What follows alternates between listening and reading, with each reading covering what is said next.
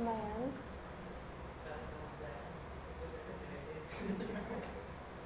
अब लिखना शुरू करो। लिखो।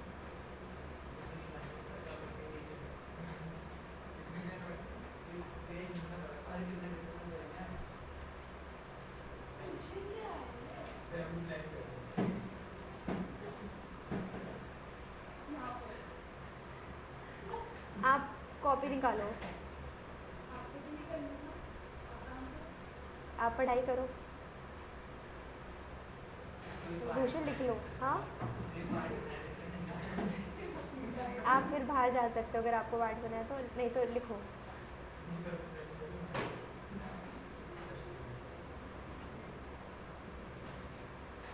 विवेक लिख लो।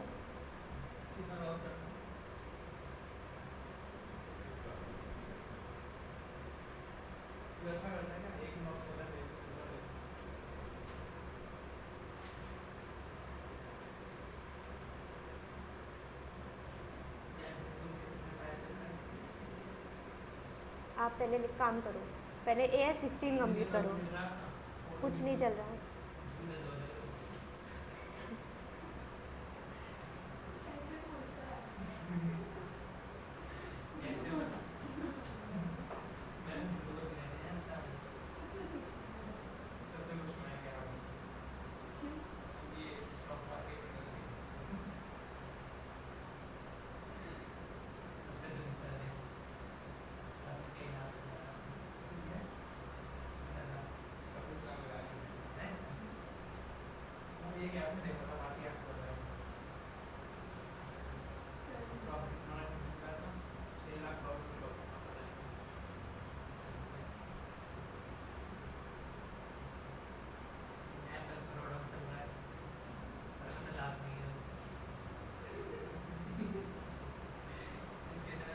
आपने लिख लिया?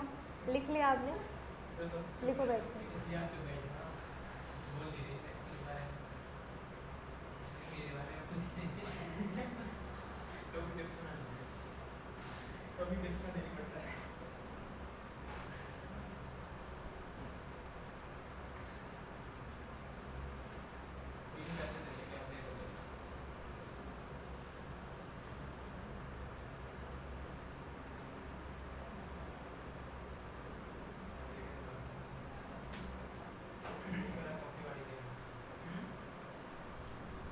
Should be capitalized.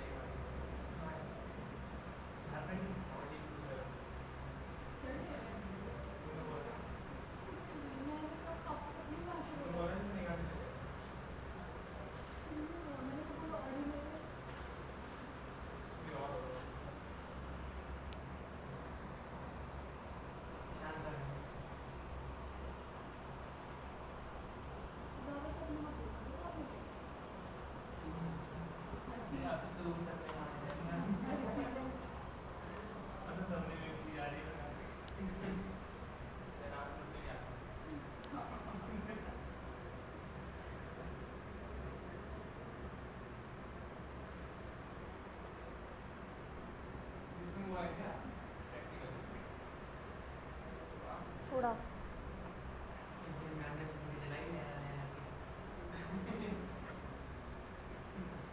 ये मयंक ऑनलाइन क्लास में ठीक है।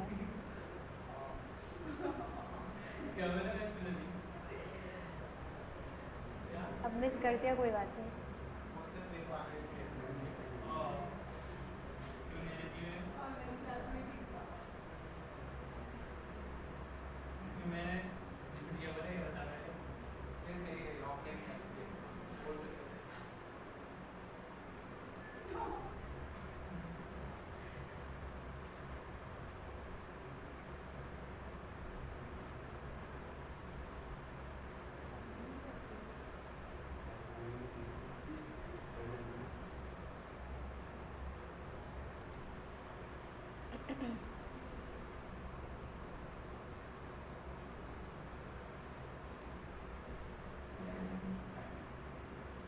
क्या हुआ?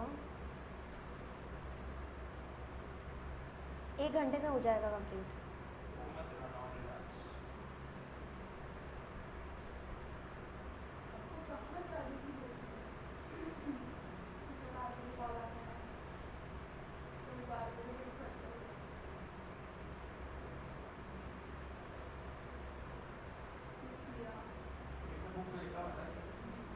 खोज शांति से।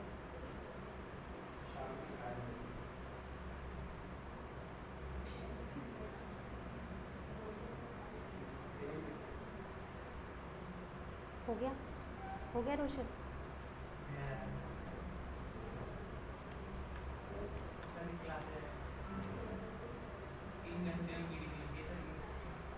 तीन घंटे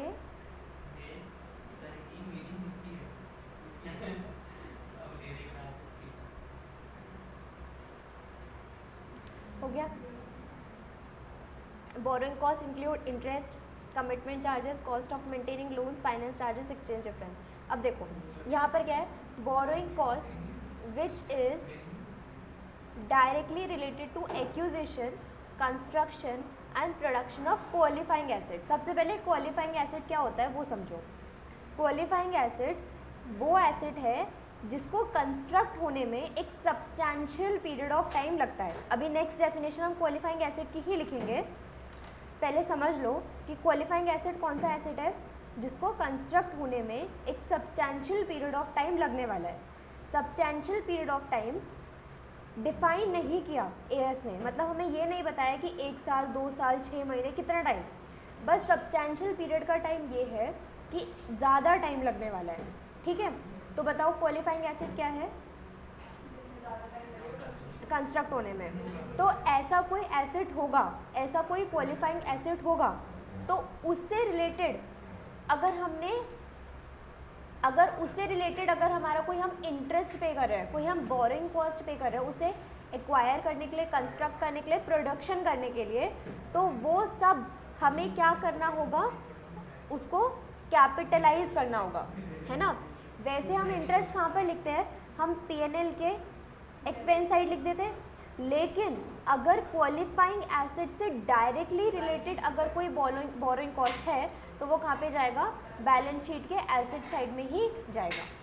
समझ में आया?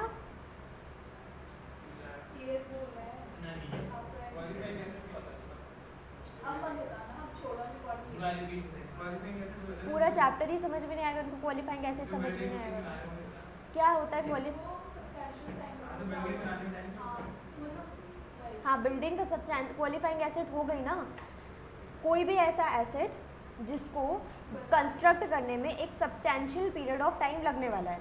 अब वो substantial period of time define नहीं है, ठीक है, मतलब एक लंबा टाइम लगने वाला है। ठीक है, ऐसे एसिड की बोरोइंग कॉस्ट को हम क्या करते हैं, जो कि डायरेक्टली रिलेटेड, हम क्या करते हैं, कैपिटलाइज करते हैं। नेक्स्ट डेफिनेशन हमें क्वालिफाइंग एसिड की ही लिखनी है। थर्ड पॉइंट, 1 घंटा।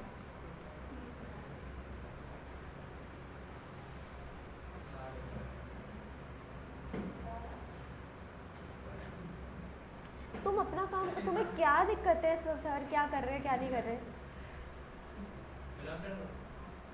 हाँ बुला लो एक बार, सर रुशिल बुला रहा है आपको। सच में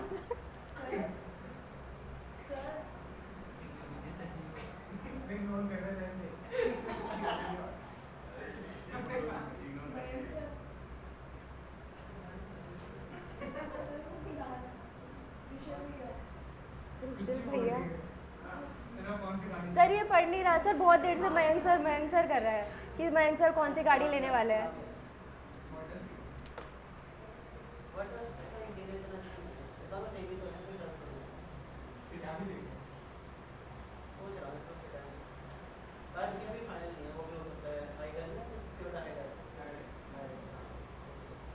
हो गया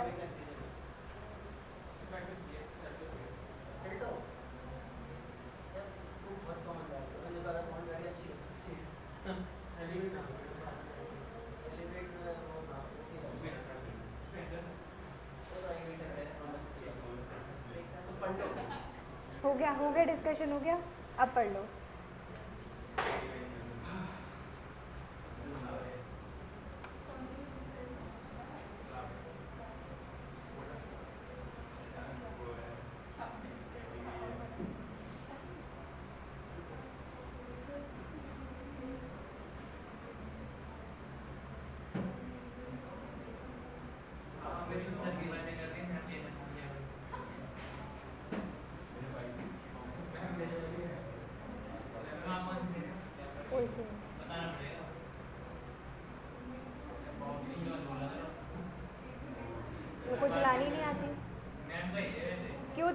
को ठुकवाना चाहते हो?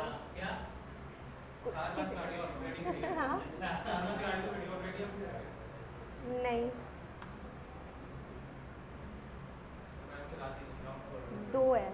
मैम जो है ना आप आके हाँ चला दीजिए। मैम जो पहले से पहले अपना निकालती है, इसका निकालती है ना। आप पहले से पहले खेल दो डाल दिया, फिर से फोन करके वाटर डायरेक्ट ला के दिखा देंगे। कौन सी थी?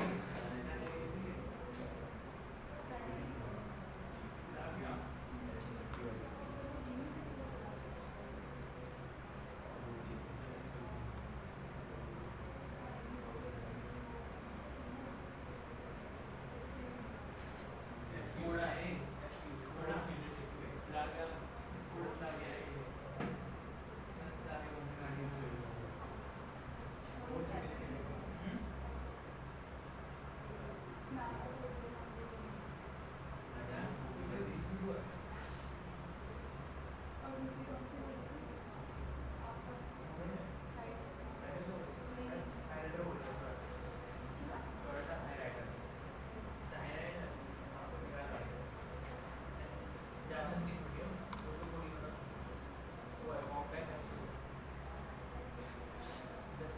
क्वालिफाइंग एसिड का मतलब समझ में आ गया डेफिनेशन के साथ? समझ में आया क्वालिफाइंग एसिड हमने क्या लिखा है? समझ में आया? उसका बजट वहाँ से शुरू है ना रुशिल का। रुशिल का बजट 10 लाख से शुरू है ना, उससे नीचे नहीं बात करता। ये तो 10 लाख भैया, आप तो करोड़ की बात करते हो।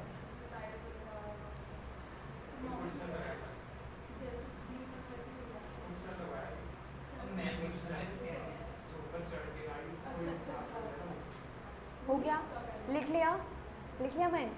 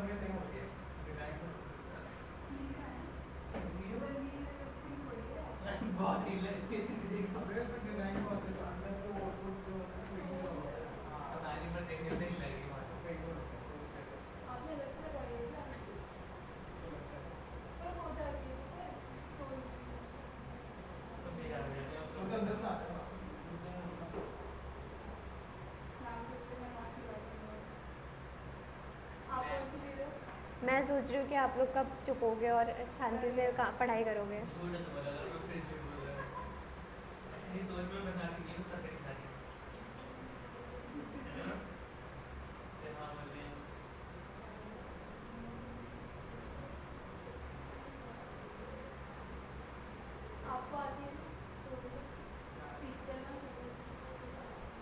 रिस्की है थोड़ा।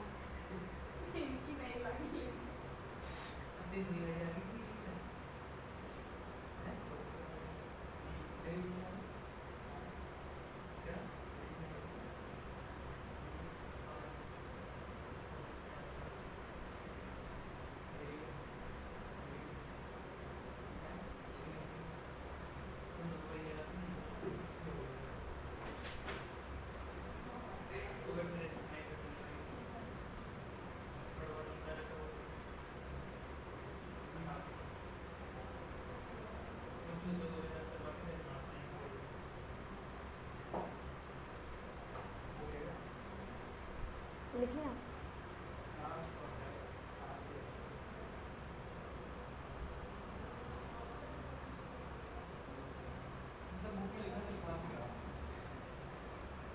क्योंकि आप बुक पढ़ने वाले नहीं हो।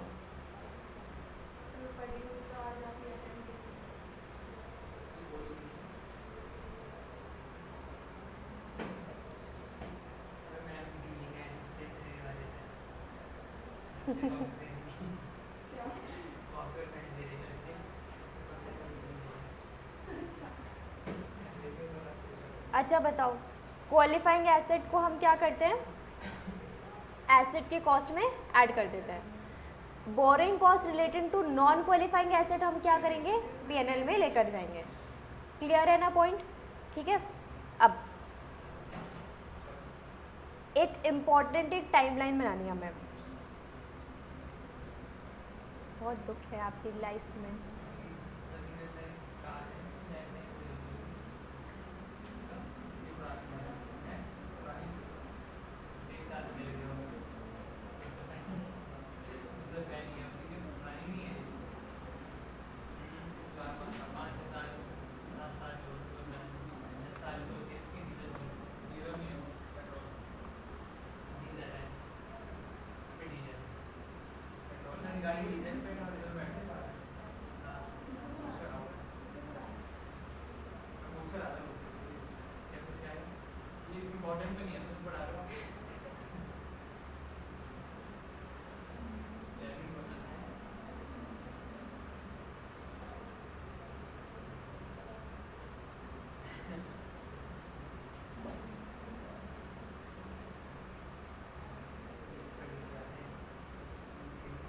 ये थोड़ी लंबी बनेगी टाइपलाइन, ठीक है। हाँ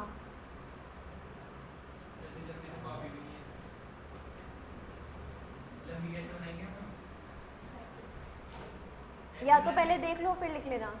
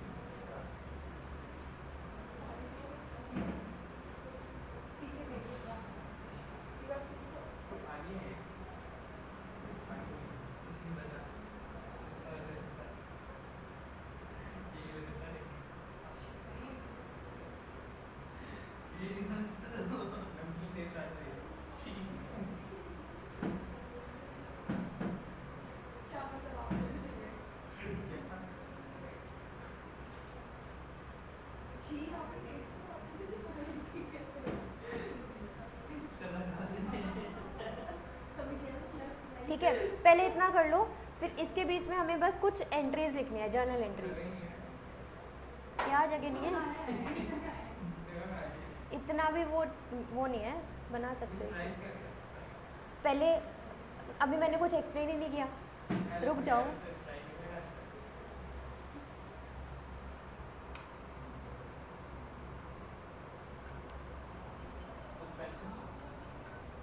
हाँ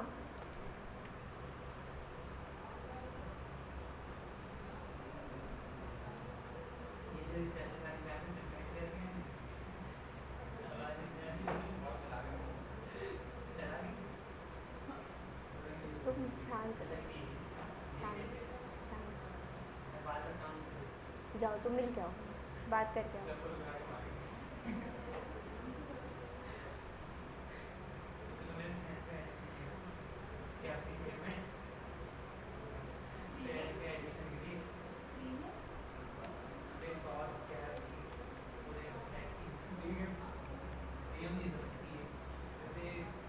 मयंक लिखो, पहले इतना कंप्लीट करो।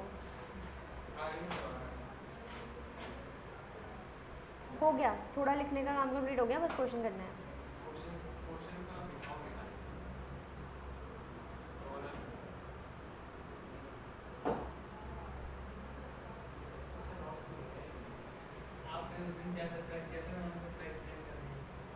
कौन से सरप्राइज? हाँ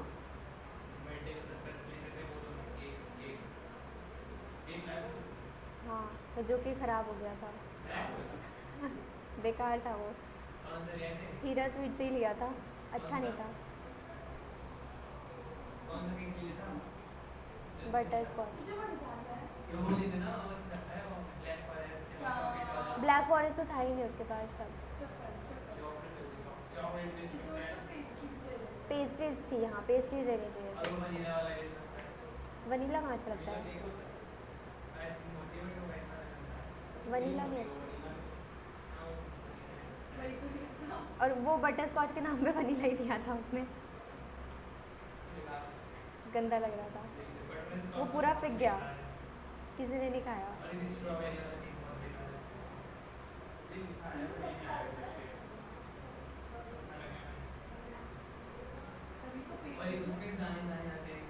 चोको चिप, चोको चिप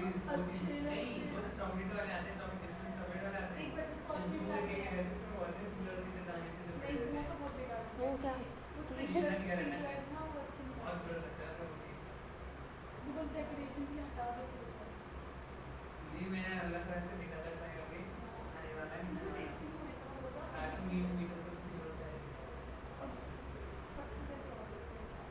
लिख लिया विवेक, आपने लिख लिया?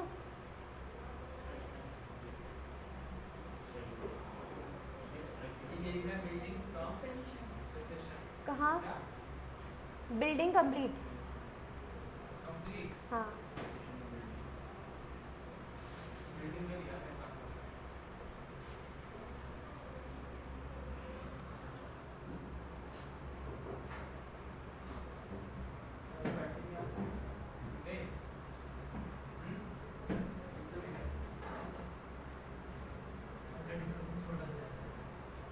हो गया, लिख लिया सबने, लिख लिया। अब ध्यान से देखो, हमने लोन लिया 1 लाख रुपए का 10% के हिसाब से, ठीक है। अब हमने लैंड परचेज करी, लेकिन हमने हमारे क्वालिफाइंग एसेट का कंस्ट्रक्शन, हमारा क्वालिफाइंग एसेट कौन है? हम कंस्ट्रक्शन किसकी कर रहे हैं? बिल्डिंग की कंस्ट्रक्शन कर रहे हैं, और बिल्डिंग को बनने में एक क्या सब्सटैंशियल पीरियड ऑफ टाइम लग रहा है।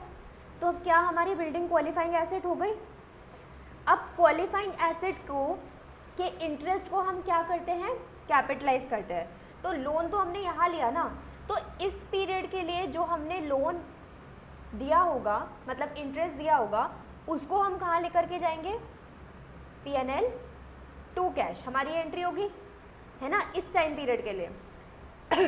अब यहाँ से कमेंसमेंट हमारी शुरू हो गई। तो अब जब से हमारी कमेंसमेंट शुरू हुई, जब तक स्ट्राइक नहीं हुई थी, उतने टाइम पीरियड का हमारा जो बोरोइंग कॉस्ट होगा, या फिर इसको ये 1 साल है यहाँ से यहाँ तक पूरा, इसको हम इतना कर लेते हैं।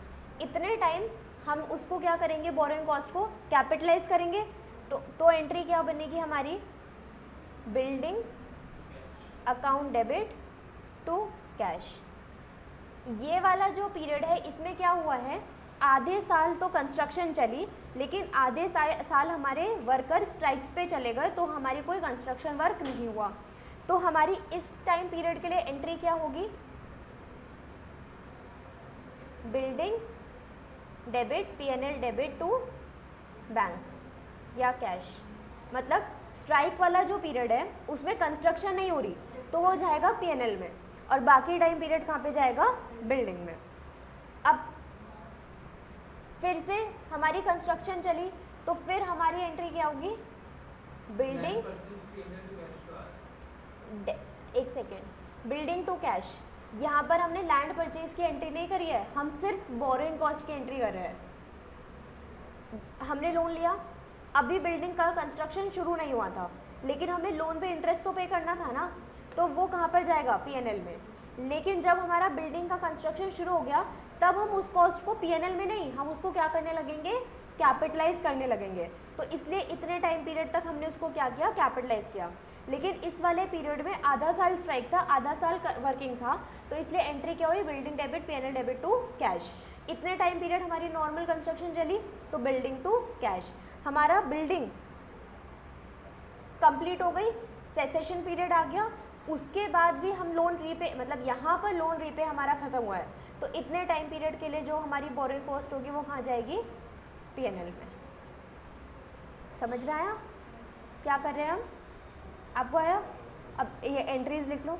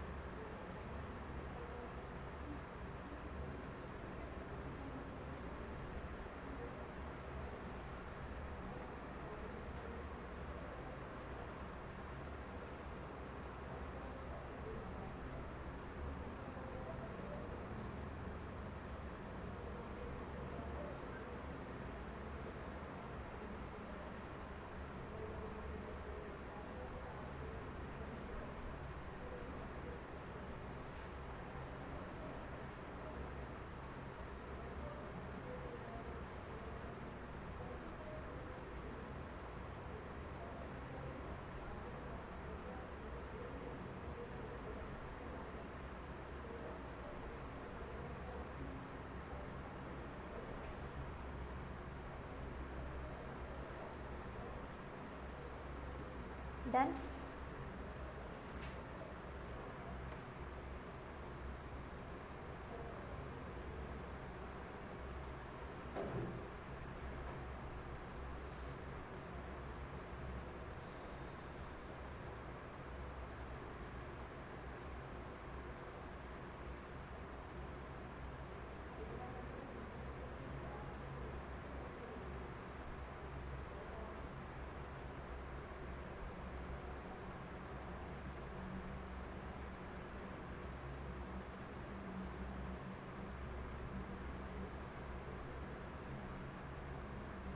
हो गया?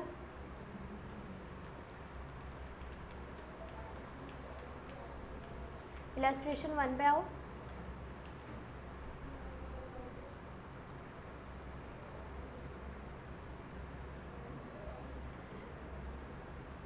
अब देख लो ma'am, PRM Limited obtained a loan from bank for 120 lakhs on 30th April 2021. It was utilized as follows: construction of shed, purchase of machinery, working capital, advance for purchase of truck. हमने loan लिया 120 लाख का और उस 120 लाख के loan को हमने इन सब कामों के लिए यूज़ किया। ठीक है, अब हमें पता है कि जो लोन की इंटरेस्ट कॉस्ट है, बोरोइंग कॉस्ट है, वो अगर क्वालिफाइंग एसेट पे हमने लगाई होगी तो कैपिटलाइज करनी है, और नॉन क्वालिफाइंग एसेट पर लगाई होगी तो P&L में लेकर के जानी है। उसे हमने इन चारों जगह पर यूटिलाइज किया, तो इनमें से कौन सा क्वालिफाइंग एसेट है और कौन सा क्वालिफाइंग एसेट नहीं है, बताओ। ये क्वालिफाइंग एसेट है और नॉन क्वालिफाइंग है वर्किंग कैपिटल, नॉन क्वालिफाइंग है advance for purchase of truck, non qualifying है कंस्ट्रक्शन, मतलब एक सब्सटैंशियल पीरियड ऑफ टाइम तो सिर्फ इसमें लग रहा है ना, ये तो परचेज किया शुरू हो गया, कुछ हमने कुछ करना नहीं है। ठीक है, तो तीनों नॉन क्वालिफाइंग है और ये क्वालिफाइंग है। इसका मतलब इसका हमें क्या करना है, कैपिटलाइज करना है, और इन तीनों का P&L में। Construction of shed was completed in March, the machinery was install on date of acquisition, delivery of truck was not receive, total interest charge by bank 18 lakh. तो 120 लाख का तो लोन था और उस पर इंटरेस्ट कितने का था, 18 लाख का। तो 18 लाख में से जितना हमने इस पे लगाया वो कैपिटलाइज करेंगे, और 18 लाख में से जितना इस पे लगाया वो P&L में जाएगा। Show the treatment of interest. ठीक है, तो अब कैसे हो जाएगा, इसको डिवाइड करना है किससे, हमें हमारे पास construction of shed qualifying asset है हमारे पास कितना 50 लाख का, और नॉन क्वालिफाइंग एसेट इन सबको ऐड कर दो 40, 50, 60, 70 लाख है ना। 50 लाख का लोन कितने में से 120 लाख में से, या फिर इसको ऐसे कर सकते हैं ना, ऐसे करो 18 लाख का इंटरेस्ट कितने पर है 120 लाख पे, उसमें से हमने क्वालिफाइंग एसेट के लिए कितना यूज़ किया है 50 लाख। तो क्वालिफाइंग एसेट का ये अमाउंट कितना आ गया, कितना आएगा 7,50,000।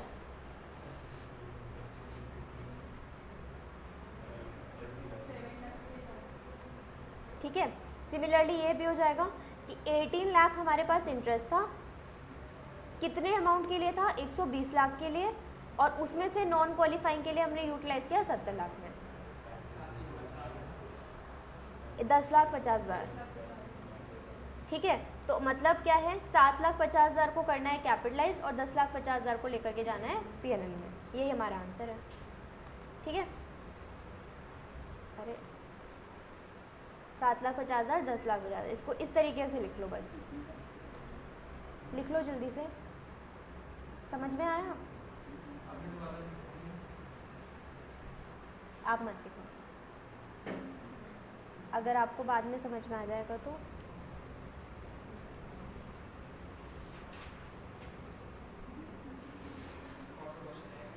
वन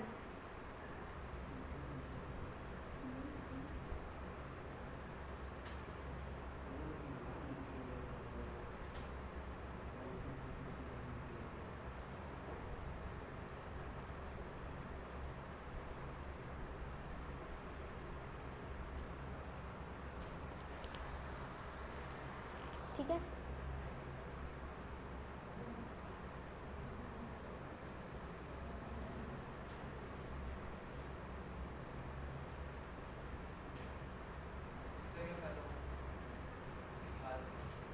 क्या निकाल के क्या फ़ायदा हुआ? आंसर है ये।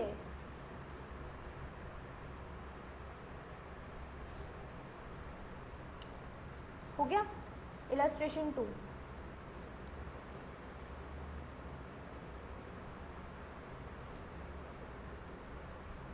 X Limited began construction of a new building on 1st of January. It obtained 1 lakh special loan to finance the construction of building on 1st of January at interest rate of 10%. तो एक हमने construction of building के लिए loan लिया कितने रुपए का 1 लाख रुपए का at interest rate of 10%. The company other outstanding 2 non specific loans were. अब हमारे पास 2 नॉन स्पेसिफिक लोन्स भी गिवन है 5 लाख और 9 लाख 11% और 13% पे. मतलब क्या है हमारे पास 2 तरीके की बोरोइंग है. एक है हमारे पास स्पेसिफिक बोरोइंग और एक है हमारे पास क्या जनरल बोरोइंग. स्पेसिफिक बोरोइंग कितनी है 1 लाख 10% के इंटरेस्ट रेट पे और 2 जनरल बोरोइंग्स है कौन कौन सी ये दोनों 5 लाख 11% पे 9 लाख 13% पे. ठीक है. फिर expenditure that were made on the building project इतना रुपीज़ हमने किस पे लगाया बिल्डिंग के प्रोजेक्ट पे लगाया. Building was completed by 31st December. Following principle prescribed in AS 16 calculate the amount of interest. कितना कैपिटलाइज होना चाहिए कितना नहीं होना चाहिए वो हमें बताना है. ठीक है. अब देखो जब कभी भी हमें जनरल बोरोइंग इस तरीके से दिया जाए ना हमें क्या करना है जनरल बोरोइंग को ऐड करना है और उस पर टोटलिटी में कितना रेट ऑफ इंटरेस्ट निकल रहा है ना वो हमें निकालना पड़ेगा. मतलब हो सकता था जनरल बोरोइंग हमारे पास यहाँ पर सिर्फ 2 की जगह 4 दे देते 5 दे देते कितनी भी दे देते. हमें क्या करना पड़ेगा उन सबको ऐड करके उन सब के अकॉर्डिंग जो हमारा एवरेज हाँ इंटरेस्ट रेट निकलेगा ना वो निकालना पड़ेगा. मतलब एक इंटरेस्ट रेट हमारा इसका रहेगा स्पेसिफिक का और एक ही इंटरेस्ट रेट जनरल बोरोइंग का रहेगा. ठीक है. तो कैसे करेंगे इसको हमारे पास देखो जनरल बोरोइंग है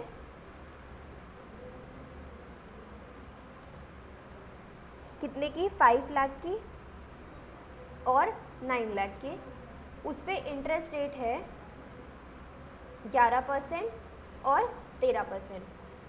अमाउंट निकालो इंटरेस्ट का कितना आएगा 50 लाख का 11% 5 लाख का 11% 55,000 और 9 लाख का 13% 1,17,000। इन दोनों का टोटल कितना आएगा? 14 लाख और इसका टोटल 1,72,000। अब इसके अकॉर्डिंग अब अगर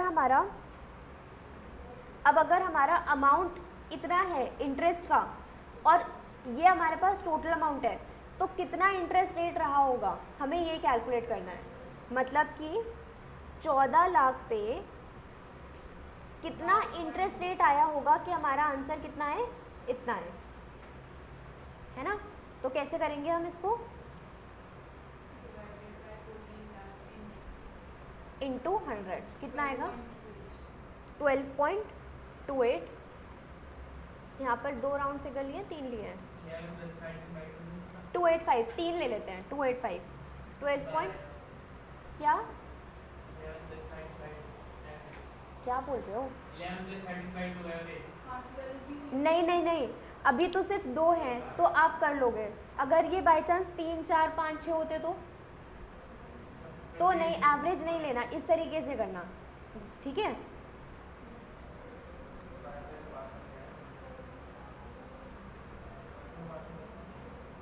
ये समझ में आया? एक जनरल इंटरेस्ट रेट है हमारे पास।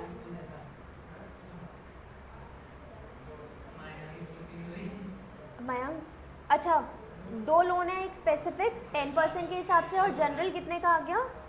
12 पॉइंट कितना था? 285% के हिसाब से, है ना। अब हमारे पास इतना हमने क्या करा है? एक्सपेंडिचर करा है ना। तो अब हमारे पास स्पेसिफिक लोन बताओ कितना था? सिर्फ 1 लाख रुपए था। तो मतलब 2 लाख में से 1 लाख रुपए तो हमारा क्या था? स्पेसिफिक लोन था। और फिर बाकी का ये 1 लाख क्या है हमारे पास? जनरल बोरोइंग वाला लोन है। और ये फिर और बाकी सारा भी क्या है? जनरल है, ठीक है। अब 1 लाख पे कितना परसेंट लगेगा? 10%। और बाकी सब पे कितना परसेंट लगेगा? 12.285%। लेकिन इसको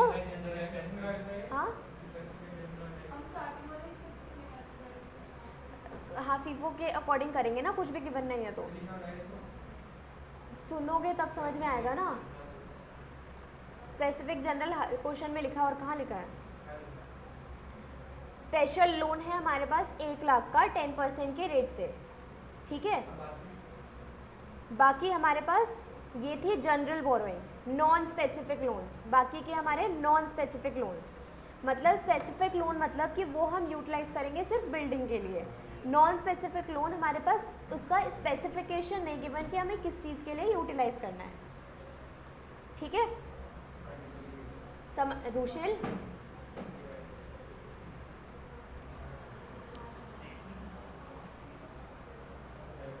क्या दिक्कत है? रुशिल क्या समझ में आया?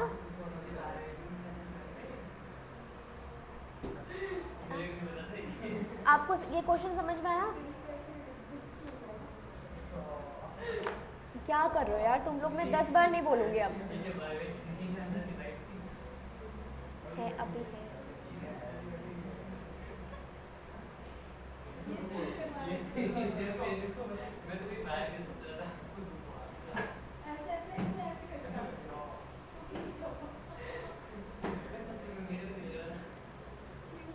यार तुम सुन लो एक बार, इतनी बार रिपीट क्यों कर रहे हो?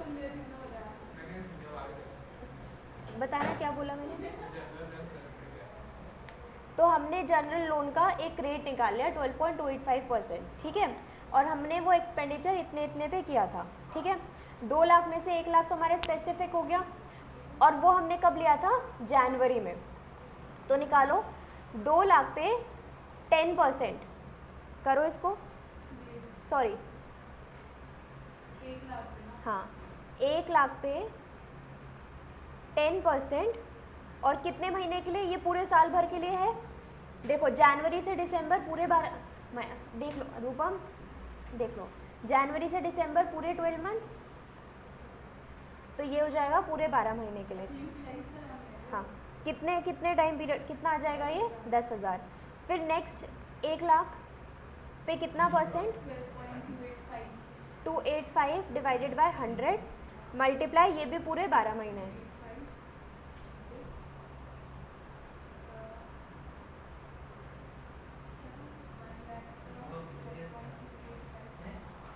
12,285 ही तो आएगा, ठीक है।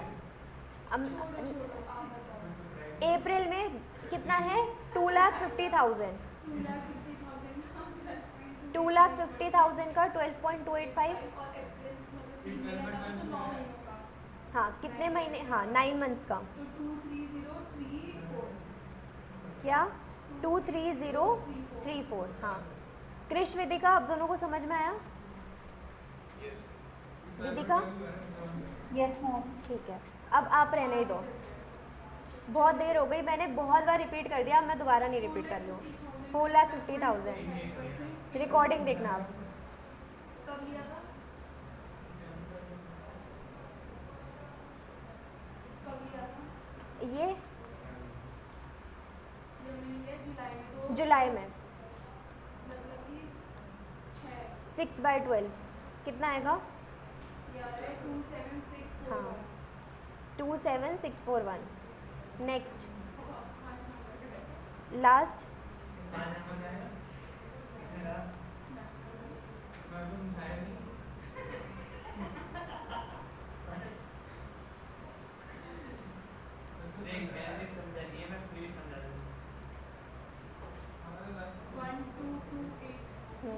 टोटल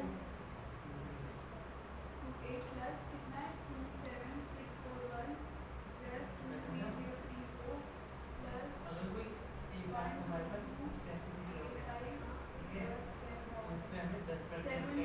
प्लस 7488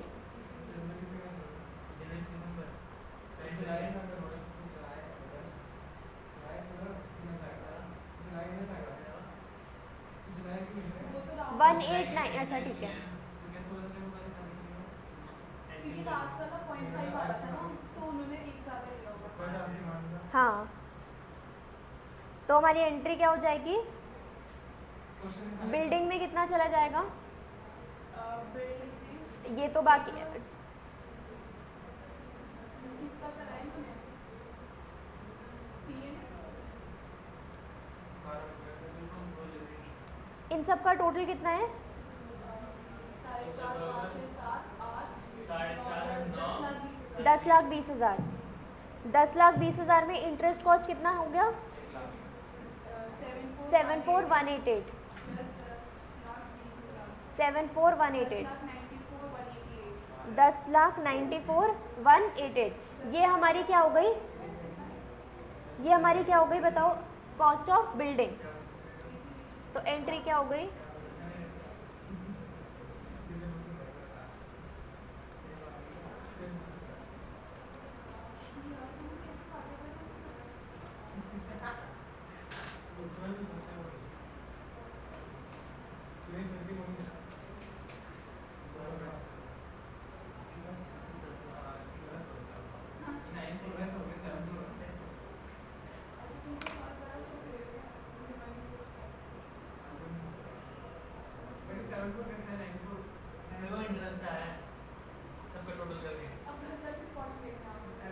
रूपम लिख लो, तुम लिखो।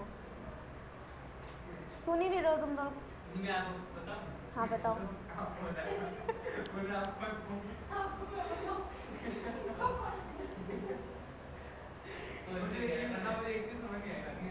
मुझे अब मैं दोबारा क्वेश्चन एक बार लास्ट टाइम रिपीट कर रही हूँ। क्या नहीं समझ में आया फिर? क्या जुलाई?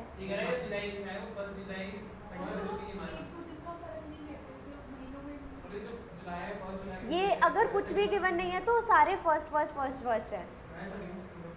नहीं 31 नहीं लेना, आप कुछ भी गिवन नहीं है तो हम फर्स्ट लेंगे उसको। तभी तो यहाँ पर 1 दिसंबर लिया है, तभी तो 1 महीना लिया ना लास्ट में, 31 दिसंबर में ख़त्म हो रहा है।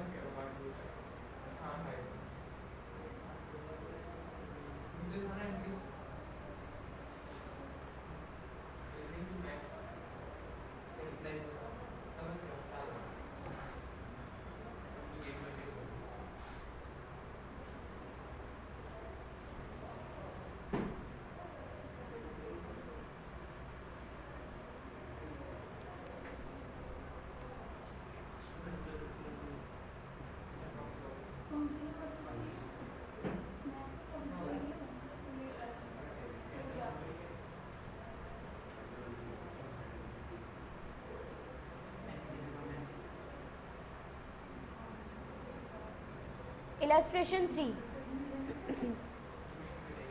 The company has obtained institutional term loan of 580 lakhs for modernization. इन तीनों के साथ मत बैठा करो, रुको यहाँ बैठा करो आगे, सबसे आगे.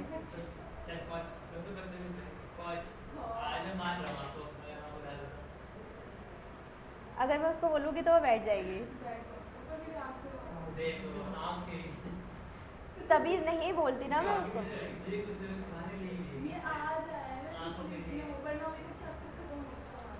हाँ ये मैं सच, तुम ऑनलाइन अटेंड किया करो.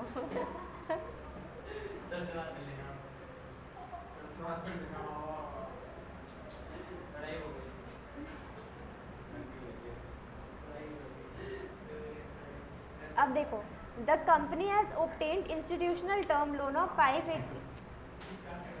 जब हमको बुलाना पड़ेगा क्या? द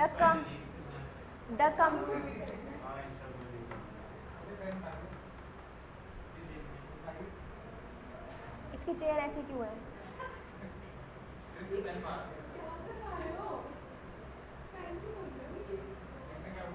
आप अपनी चेयर तो सीधी करो, कैसे बैठे हो?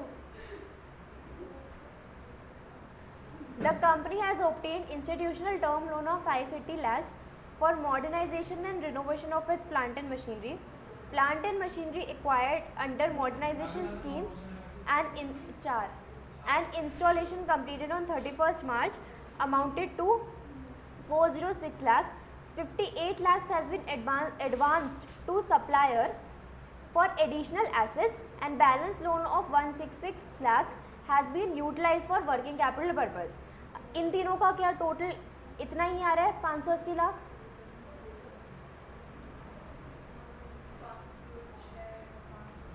चार सौ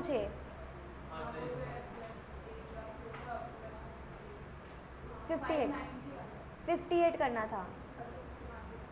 ठीक है, देखो हमने लोन लिया 580 लाख का, वो हमने कहाँ कहाँ यूटिलाइज करा? सबसे पहले तो प्लांट एंड मशीनरी के मॉडर्नाइजेशन पे 58 लाख सप्लायर्स को देने के लिए और 116 लाख किसके लिए? वर्किंग कैपिटल के लिए. तो ये क्वालिफाइंग, नॉन क्वालिफाइंग और non qualifying. The accounted is on the dilemma that how to account the total interest of 52.20. हमारा इंटरेस्ट कितना है? 52.20. Modernisation scheme and installation completed on 31st. वो कंप्लीट हो रहा है 31st मार्च को, लेकिन हमने लिया किसके लिए है? मॉडर्नाइजेशन एंड रेनोवेशन, मतलब उसमें रेनोवेशन का काम चलेगा. ठीक है, तो इसलिए 52.20 पे हमने कितने पे लिया है? 580. उसमें से क्वालिफाइंग कितना हो गया? 406. तो ये क्वालिफाइंग, ये कैपिटलाइज हो जाएगा. कितना आया?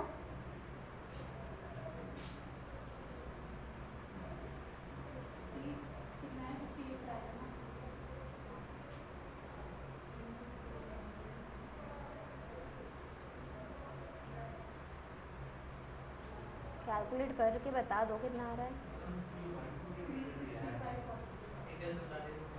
365. 3 पॉइंट नहीं डाला था क्या आपने? नहीं, मैंने वो लास्ट 52.2 इसी नहीं, पूरा इस तरीके से लिखो बस. 52.20. हाँ, तो ये आ गया क्वालिफाइंग 36.54. बाकी का हमारा नॉन क्वालिफाइंग हो जाएगा. तो 52.20 डिवाइडेड बाय 580 मल्टीप्लाई 58 प्लस 116 कितना है? 58 प्लस 116 174. इसका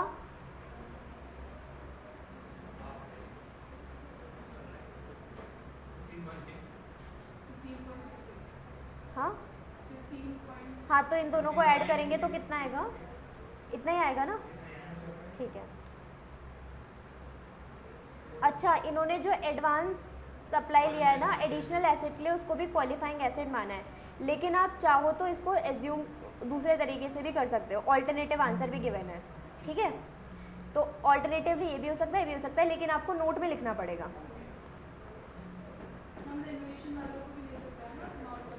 लेकिन सिर्फ इन्होंने ना उस एडिशनल को किया है. देखो ना, ऑल्टरनेटिवली आप पूरी देखो, आप जो भी लोगे ना, लेकिन उसका नोट ज़रूर लिख देना कि आपने क्या एज्यूम करके किया है उसको, ठीक है। Last, Tech Limited has borrowed 30 lakhs from State Bank of India during financial year, the borrowing are used, हमने लोन हमने लिया 30 लाख का और उसको हमने यूज़ कहाँ किया है, इन्वेस्ट इन शेयर्स, क्या ये क्वालिफाइंग एसेट हो सकता है? ये